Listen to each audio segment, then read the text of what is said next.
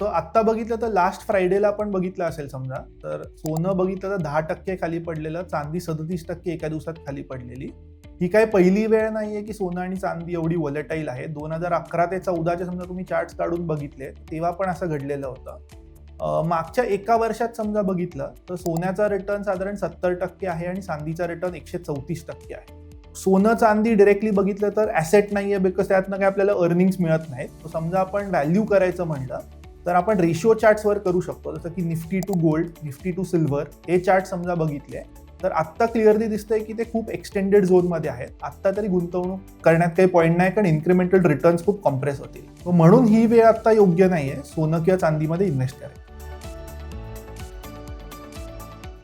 आत्ता बघितलं तर अमेरिकन स्टॉक मार्केटपेक्षा इंडियन स्टॉक मार्केट जास्त बेटर आहे. मागच्या एका वर्षात बघितलं तर इंडिया सोडलं तर सगळेच देश वाढले. चायना बघितलं तर 60-70% वाढले, कोरिया वाढलंय, जपान वाढलंय, तायवान वाढलंय. जिकडे जिकडे AI ट्रेड होता ते सगळे वाढले. US पण बघितलं तर मागच्या एका वर्षात नॅसडॅक खूप वाढलेला आहे. तो इन्क्रिमेंटली बघितलं तर इंडियात गुंतवणूक करणं जास्त योग्य ठरेल US मध्ये करण्यापेक्षा. सो आत्ता तरी US ने गुंतवणूक नाही केली.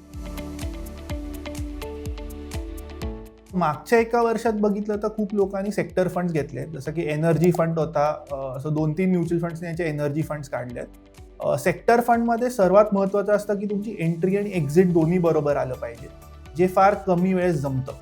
असं म्हणून मला तरी असं वाटतं की सेक्टर फंडपेक्षा जो डायव्हर्सिफाईड म्युच्युअल फंड ज्याला आपण म्हणतो, जसं की फ्लेक्झी कॅप असेल, मल्टी कॅप असेल, लार्ज अँड मिड असेल, तशा कॅटेगरी चूज केल्या पाहिजे.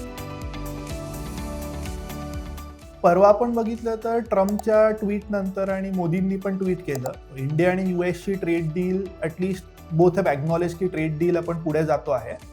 त्यानंतर आता बघितलं तर जे सेक्टर सर्वात जास्त इम्पॅक्टेड होते, जसं की टेक्स्टाईल्स असेल, होम इम्प्रूव्हमेंट असेल, त्याच्यानंतर जेम्स अँड ज्वेलरी असेल, ते सगळे सेक्टर ह्याच्या पुढे चांगलं करतील असं वाटतं.